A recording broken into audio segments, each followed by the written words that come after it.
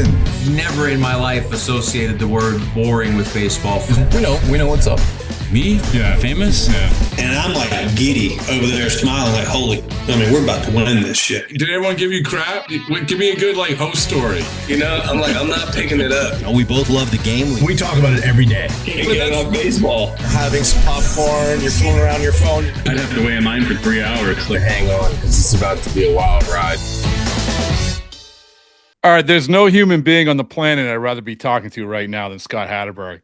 I've said that I haven't said that actually since Scott probably like from 95 to like 2001, and then I took some time off, and now I'm saying it again. There's nobody I'd rather talk to than you. Oh, Rob, you're making me blush right out of the gate. You son of a gun. Good to hear from you, and it's been too long. It has been too long. And by the way, and this is, I don't care. This is a podcast, so we are just two guys talking.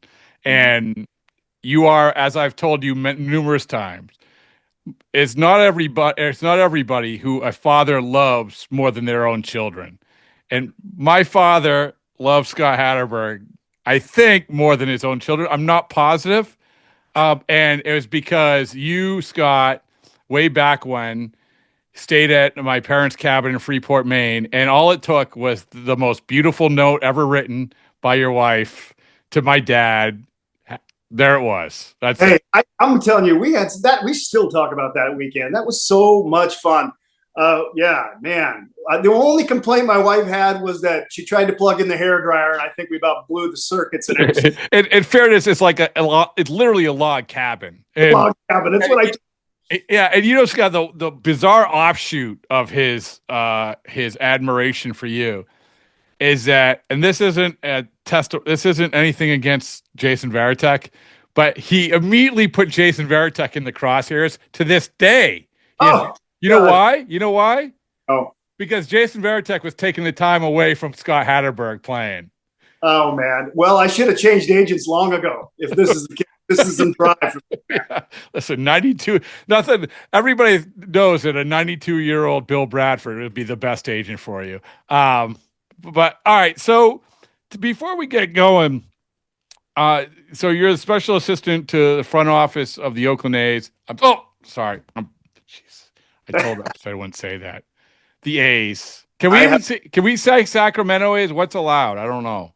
Well, they took all our Oakland stuff out as far as just what we can wear. So we're just the A's right now. So we're going just old school athletics. Do you ever have you found yourself wearing, you leave the house with something on Oakland on it? And you're like, shoot. No? Sometimes, when I got enough gear, especially when I'm going scouting, that just says A's, and I'm like, all right. All right. Listen, it is what it is. How are we supposed to be so perfect with this whole thing? So it's going good, but yeah, I got enough just regular stuff. Okay. Well, I do want to get into the year that you guys are having and how you get to this point as well. But, I do want to talk a little bit about sort of set the scene of your evolution of you. Because I'm so happy for you. You were, like we referenced before, we get to know each other when you were playing with the Red Sox. You obviously go to the A's, play a little with the Reds, but it's always a tough thing to do sort of that more from the player to something else.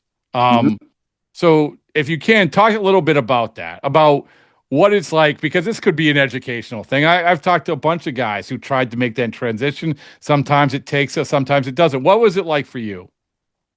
Well, I was lucky enough to play a long time, right? So, and longer than most, to a lot, especially nowadays. So I retired at about 39. I think I was 39.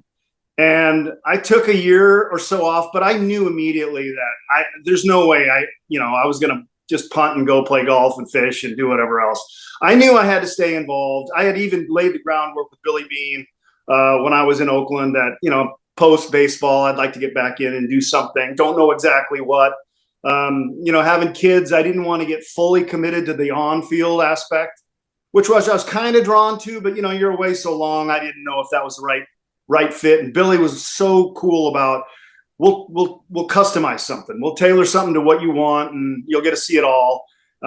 So really, I took a couple years off. Just kind of, I coached the high school team for a little bit, and I got back into it. And honestly, I started off scouting. Well, I still do a hybrid role. I scout, but I do a lot of on-field stuff. I work with all our guys in the minor leagues and in the big leagues in spring training. But really, the scouting part has taken over. I mean, our draft is so important to the A's, and I found it to be such a puzzle. And it's kind of the lifeblood of all of baseball, just the player evaluation as far as, acquisitions, drafting players. And for a small market team like we are, it's such a invaluable thing. We can't miss. We really have to hit on that part. So I've really kind of bought in on that aspect as far as just, really being, using your mind, drawing upon the experience, and really being impactful as far as where the future is. So I've loved it. It's kept me busy, but it's also kept me not completely in the dugout where I'm gone for 10 months. I can be on the road and I can be home. And, I got 3 girls. I got 1 left in college, and I haven't missed a whole lot. But I've still kind of gotten my hair blown back by the whole baseball thing. It's what I know, Rob, right? I mean, you grew up in a locker room. There was nowhere else for me that I think I would have really fit. So I love what I'm doing. And, it's been great. By the way, it reminds me, I hate you because you do have a full head of hair and you are almost the exact same age as I am. And you are so well preserved. So good job by you. Bad job by me. Anyway, I wanted you talked about Billy, like when you were playing for the A's, you're playing and you're just trying to make your way, but did that side of things interest you? What was your relationship? How did your relationship grow with Billy, and maybe David Forrest as well, as you were playing involved with the A's? Well, I think part of it, I don't know. There was a connection pretty much out of the gate as far as I was one of the older guys on the team. In fact, by 8 or 9 years, I was the A's were just so young at the time. And there was a few kind of mixed in free agents, but I was like, 32 or whatever, an older guy. We just kind of hit it off. We kind of, had some of the same tastes, just off the field.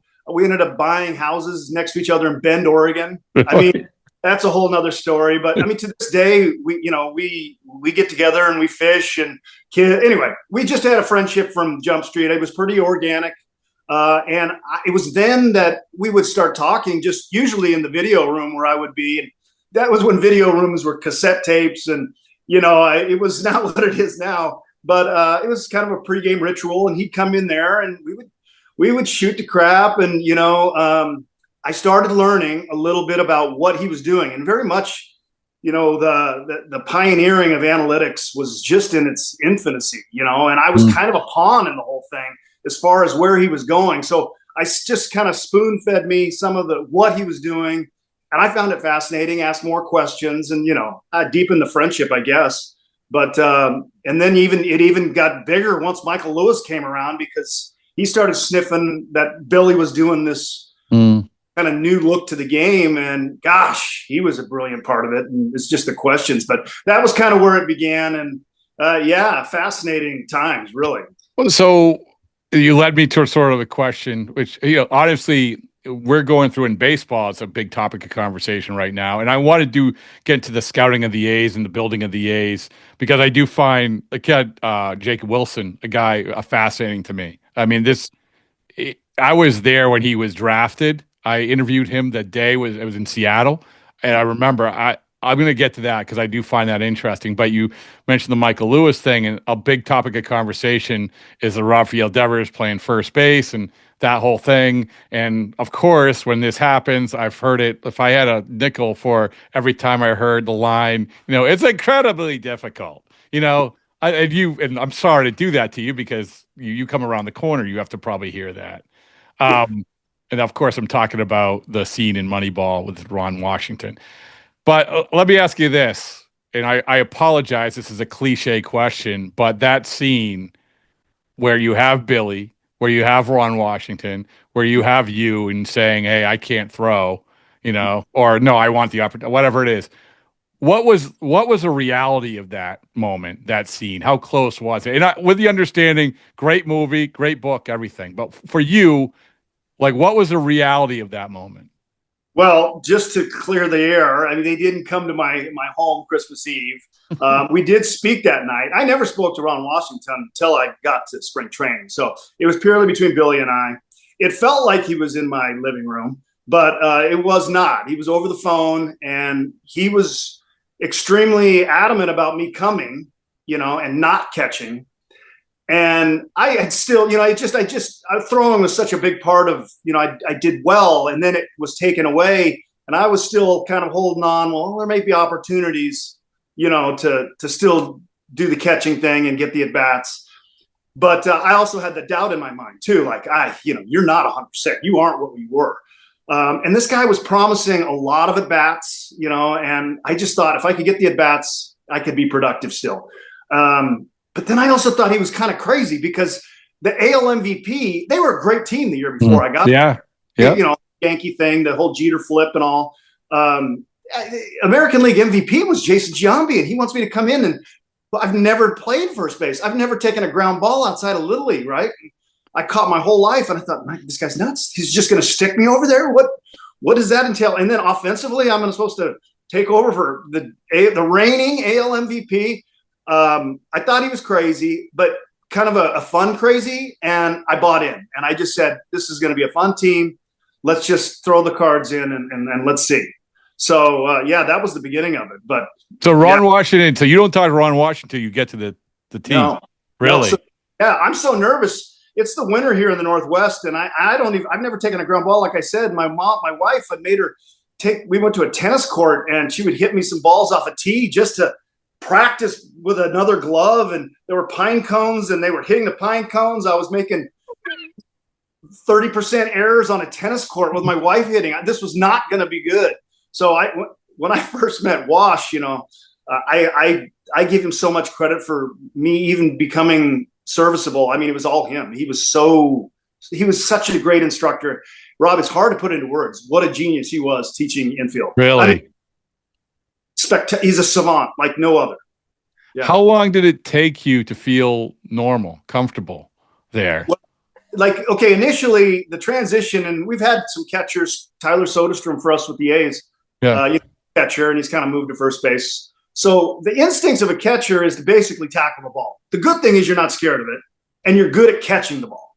So once I got to first base, I could receive the ball around the base. That part was pretty good. The ground balls at you, if I was in between hop and I didn't get my feet right, I just tackled it, knocked it down, and got the out. I wasn't going to do any sexy, sweet little double play turns. Or that came way later. So the actual glove work was a lot of what we addressed. But the routine play, I was out of the gate pretty good just because I wasn't really scared of the ball, and I could tackle it. I was good at tackling. So that's how it started. So. And then to make matters worse, I'm in an infield with basically the Beatles. I mean, they were all Gold Glovers, Spark Ellis and Miguel Tejada and Eric Chavez. They were freaking amazing. And there's me over on the corner just sweating in 60-degree weather. It is crazy though, Scott, because, obviously, again, a great movie, great story, but that every time we have a situation like this, every time a first baseman makes a good play or makes an error, that one line, it's such a good line. Yeah. I mean, it's presented so well too, right? I mean, so I don't know. I mean, it is a good line. It has stuck too. What is, and the last thing I'll ask you about that. So there's probably a lot of great things that have come out of that experience, the movie. Mm-hmm. Give me the coolest thing that's come out of it for you, or one of the coolest things. Well, I mean, other than just being kind of a piece, like, being a piece of history, a pivotal part of baseball, really. I mean, and being kind of a ground zero as far as, just looking at games now, the analytic component, it's so much changed from that beginning. And at least it was that was the jumping off point for it. And it spilled over to other sports. Just looking at a game on a F1 race or anything, you can just see how the graphics on TV have changed. It's all, it's a rabbit hole everybody gone down. And, to be kind of a footnote in that whole change, is pretty cool. I mean, other than also getting to see the Hollywood side of it, and that was kind of a treat. Seeing, hanging out with Brad Pitt and Chris Pratt was, not Were you on set a lot, or were you? I was on, Chris and I kept it in touch for, and then now he's superhero and he's a little tougher to get hold of, but they were all great. They were all great. To be honest, initially the movie was going to be Steve Soderbergh, the director of the Ocean's movies and all. Yeah. He was initially doing it, and we were all playing ourselves. I was in Hollywood for 2 weeks. Only actor was going to be Brad Pitt. I mean, my wife was playing herself. They would give us these. I remember I thought, oh my God, this is going to be the biggest nightmare. This will not work. This will not work. And like hours before filming, they pulled the plug. Sony. Really? Yes. And wow. Brad Pitt's company apparently owned the production rights or whatever. And he really wanted to make the movie. So he kept with it and ended up becoming what it became. But initially we were supposed to play ourselves. Did you memorize the lines and everything, or? They were changing all the time. I remember one scene, my wife had a crime scene with Brad Pitt. And I was like, man, every scene she's going to be in is going to be a crime scene. This is not going to work right. I live with her. I know. Anyway, but geez, it was something else. Oh, wow. I mean, I thought I knew a lot. I did not know that. So thank you for that. But you mentioned being at the ground zero of the sort of the analytics craze. Mm-hmm. It's, Scott, I remember that time where immediately it became, scouts versus stats. There was no in between. And I feel like it was really, and that part of it was really detrimental because I felt like each side dug in on it. And I feel like that's still happening, like a little bit, right? But you're on both sides of it. You have a great perspective of this too. Yeah. How do you see it now? Like now we're 20 years later.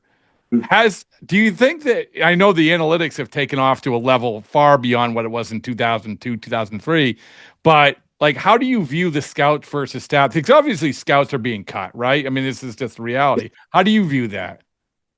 Well, it's a different viewpoint from a lot of different teams take it a different ways. The pendulum really swung one way. There was a ton of value going to the analytic side. But then I think the analytic part has evolved a lot. And, from my perspective, I really dove in. It was scouting is so hard. I go to games and try to tell you what a high school kid's going to be like in 6 years. It's such a, I don't know. It's tough. It's beyond an art. I mean, you don't hit very often. So anything that could help me kind of paint that picture or give me a little more of an advantage, we as a group really bought into. And I think I'm speaking just for the A's. We've married the two really well. As far as the bigger picture of the analytics, where I see it is that it's evolved to the point where we're all kind of in the same analytics now. So we're kind of back to where we were, all looking at the same stats and evaluating. It used to be you use the analytics to find a weakness in the market, like a value piece. That's kind of what Billy was doing. And my character kind of in the movie was one of those pieces.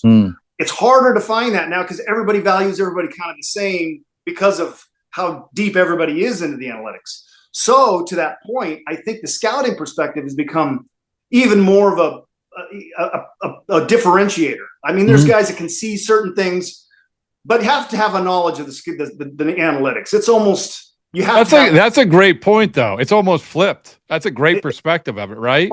I think if you have the right guys with the right experience and still have the analytical, at least a working man's kind of handle of it all, I think they can kind of be, a determiner in some of these cases.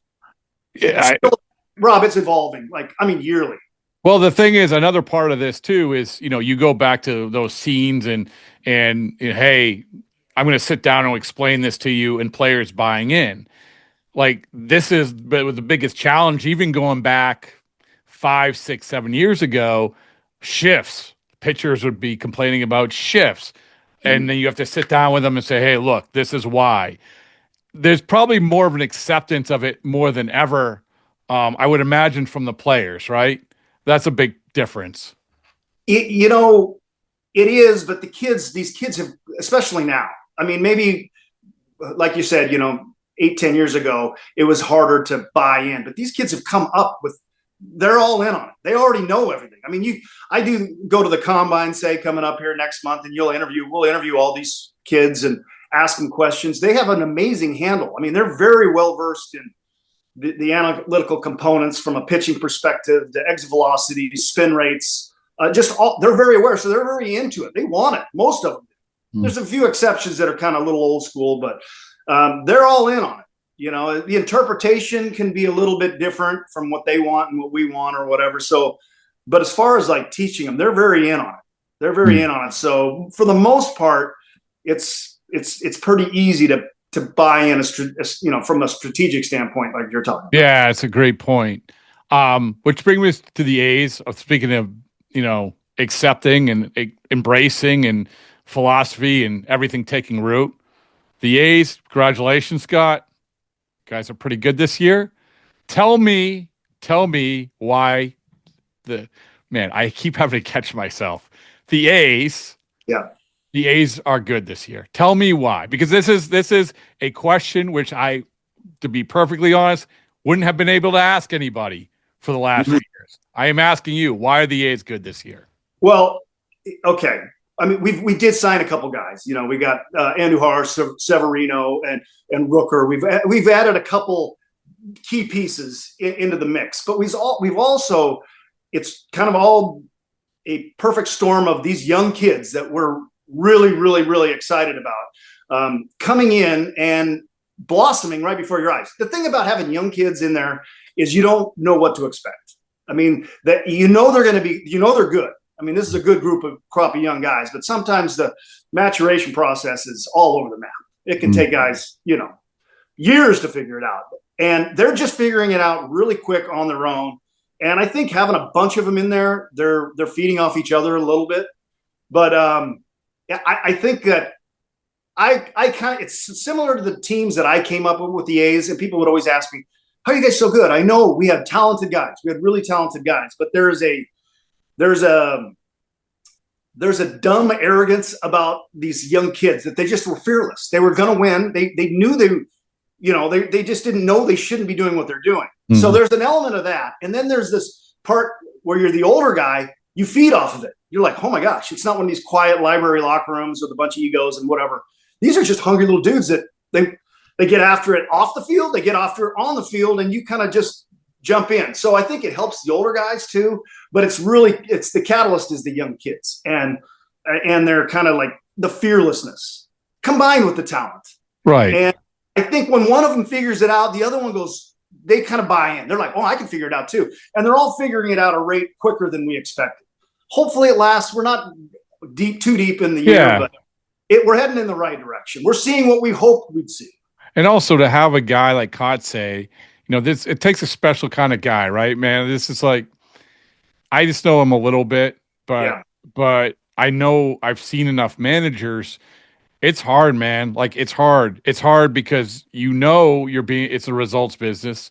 The results haven't been good, but you have to have faith that your bosses are seeing that you are laying the foundation. And when it does become better, it's going to be because of the way that you go about business. I know that that's a very sort of broad statement, but I just had such admiration for Mark because of what he went through, how he weathered that, and also now you're getting that opportunity to actually win some games. Yeah, it's such a good point because and I'm biased. He's one of my good friends. But I thought last year the job he did, keeping that team motivated and hungry. There were scouts that would call me, late in the year and saying, "Man, these kids fighting like." I mean, they kept going, they kept grinding, and it is that unrelenting kind of atmosphere has always been a trademark of the A's. I've felt, and Mark believes it too, and he's done so good at perpetuating it. He's great with young kids. He's a great motivator. So last year, I gave him so many kudos. I think a lot of people around the league that really watch the game are expressing exactly what you're saying. But and then now we're reaping the benefits this year. And these kids are, that were a part of that little piece last year, at least to some extent, are they're going right where they left off, and gaining momentum. Yeah, it's awesome. I mean, honestly, I just feel good. I feel good for all of you, honestly. And the last thing, Scott, is that we go back to what we mentioned before. You had mentioned the draft. And actually, your name came up the other day because I was hanging with my guy, JP Ricciardi. And he's like, and I can't remember the player for the life of me. And he said, I turned to Hatteberg. And I'm like, oh man, like it's good. Like you're in the same place. It's great. But I know that you're out and about, part of the draft. And as I said, I was there when Jacob Wilson was drafted, and he's an interesting guy because not only because is he good, he's a good in the major league so far, but he's counterintuitive in terms of obviously how a lot of people are being prioritized. Bat speed, he's the Luis Arise. I'm like, I don't want to compare him, but when you if we're going to default to bat speed, which so many people are, Luis Arise is literally the last in baseball at bat speed. Yet, when I asked Rich Hill who was the toughest hitter he had to face, he said Luis Arise. Jacob Wilson is more along the lines of Luis Arise. So when you guys look at him, take me through how you viewed him when you went to select him and what he's become. Well, he's such an interesting. Okay. First off, we all really, really liked him. Okay, and this is the lottery, you got to remember, and so we got drawn 6th that year, in the picks, and we could have been picked 1, and in that year there were 5 dudes heads and shoulders as far as evaluations above everybody else. So if you're not in that 5, everybody viewed that draft as a big fall off. Okay, and then there was a bunch of nice players. Yep. Okay, and so we were all boo-boo faced that we were in that top 5. So it became like, what are we going to do? And Jacob was that safe pick. I think we all called him kind of safe as far as like, there's things you knew. I'll tell you kind of what we thought and what we're seeing now. Okay, Jacob was always the knock was how much strength is coming, how much power is he going to go? Are they going to really compress the infield, the outfield, and make it just a small area for him to find holes? Okay, you knew he was going to play great defense. You didn't know, he's not a speedy guy, right? So body changes some, does he lose a step here or there, and is he going to stay at shortstop? Those questions become, big if you want to take a guy at 6. No, you're worried about the power. You're worried about the full twitch. So far you have him drafted like the 50th round right now. So, yeah. You know what I'm saying? So these are the naysayers. Now, he also, I knew his dad, which helped. Yeah, Jack. Yeah, Jack was a really good big leaguer. And I watched Jacob a ton, and he was so pro.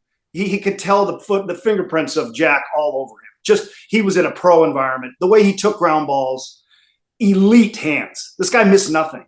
There wasn't flash. There wasn't that kind of Latin flavor and the silkiness that you kind of think of when you think of a shortstop. But he just never missed, and he just made play after play after play, consistent as can be.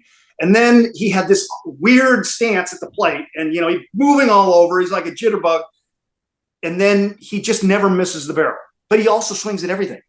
He doesn't strike out, but he doesn't walk. So these are all like, but the control of the barrel may be as good as anybody in all of baseball. He could hit velocity. He could hit balls over his head, at him, away, everywhere. He could hit anything. How does that translate? You don't see these guys in the game. You just don't see him. He is an anomaly. And for what he's doing up there right now, I'm just loving. We're trying to get him more controlled, swing a little more pitches, swing at more strikes. He's hit 3 home runs. Yeah. I mean, there's a chance he's showing more damage, and he just doesn't miss the barrel. One thing we never changed was it was just the thing. We just let him be this freak, and it's worked. There's just not many like him. I mean, it was a little bit of a gamble, but there was also a really high floor. This guy just he did things so naturally, but so unorthodox. It was a little bit of a gamble, I guess, but I don't know. He's one of my favorite guys on that team. But this comes back to, Scott, what we're talking about, the importance of scouting, the importance of instincts, the importance of conviction. Because I would imagine, like, when you make that pick, some people in that room are getting texts like, what do you do? Wait, what? Wait, what? And around the league. Okay, so you go back to the exit velocity. It's a great one because that's the one analytic thing that jumps off. This guy just doesn't hit it very hard. Yeah. Right. And then, this is where it helps from a guy who, like, I've been around big leaguers, and you give a guy enough at bats you know, and he's going to get stronger. He's 6'3". He's bigger than his dad. Elite hitters, which you don't see anymore, really, that artist hitter, the Gwynn, the Boggs kind of thing. Yeah, because everyone's told swing as hard as you can, right? I mean, yeah. Right. So, but those guys could homer. If they were playing in this game, they would put on shows in BP. Like Ichiro, he hit bombs. Boggs could just backspin bomb after bomb, but just didn't do it. If you tell this kid who finds the barrel so much, he adds a little strength and kind of understands, which his intellect and intuitiveness as far as hitting is off the charts, that this is what we want in certain counts, you know, he may find 12 to 15. You know what I mean? And then combined with a 330, that's an all-star type of player, right? So maybe the exit velocity doesn't come all the time, but this guy's going to pick his spots is kind of what my viewpoint is as far as the upside. I love it. I love it. Yeah. I love how you got there. I love where it's become. I love all of it. It's because, again, it comes back. One of the lessons that I think hope that people take away from this is that it's everything. It's everything, Scott. It's all of it. It's all like it's your eyes, it's your ears, it's your brain. It's all of it. All right. The last thing I'm going to ask you: use your brain, your memory. I know that you're still a young man. Okay. Well, young. No. Please tell me you're still a young man. You're literally. Well, I mean, come on. You're literally. I just looked it up. You're 3 months younger than I am. So I just made you feel good about yourself. But who was the player that the Red Sox used their comp pick with the player left free agency? Do you know? To pick you. I was Jeff Bagwell. They trade. I think is that what my pick? It wasn't your pick. It wasn't Jeff Bagwell. No, I remember I was okay. They traded Jeff Bagwell for Larry Anderson and the number 43 pick, which ended up me. So I was kind of part of that trade. Oh, I thought it was Mike Boddicker. Hold on. You got to check that out because I'm pretty sure the Red Sox traded Larry Anderson Larry Anderson for Jeff Bagwell. Yeah. For Jeff Bagwell. Yeah. And the 43rd pick, I believe, which happened to be the pick I was. I thought that was the story. Maybe I'm wrong. No, we strive to be accurate, and there's only one place that's accurate, and that's obviously Wikipedia. So let's see. Oh man, it's been too long. I could be wrong. No. Oh wait. Well, I typed it in, and you are not Scott Hansen of the NFL Network. I'm like, wait a second. This isn't the career. No one was traded for anyone in this Wikipedia page. All right. This is what it says. The Boston Red Sox selected Hatteberg in the 1991 MLB draft with a sandwich pick between the first and second rounds as compensation from the Kansas City Royals for the signing of Type A free agent Mike Boddicker. Oh, okay. Well, listen, I had the story wrong. I like your story better. Way better. It's got a little more. Listen, your brand is known for being parts of history, so that I'm going to go with the Bagwell thing. Yeah. Hey, anytime you need a place to stay in Freeport, Maine, or anywhere around the world, you have a place. And Scott, I just appreciate all that you are. Thank you, man. Rob, you had a blast. Tell your pops hey. Okay, well.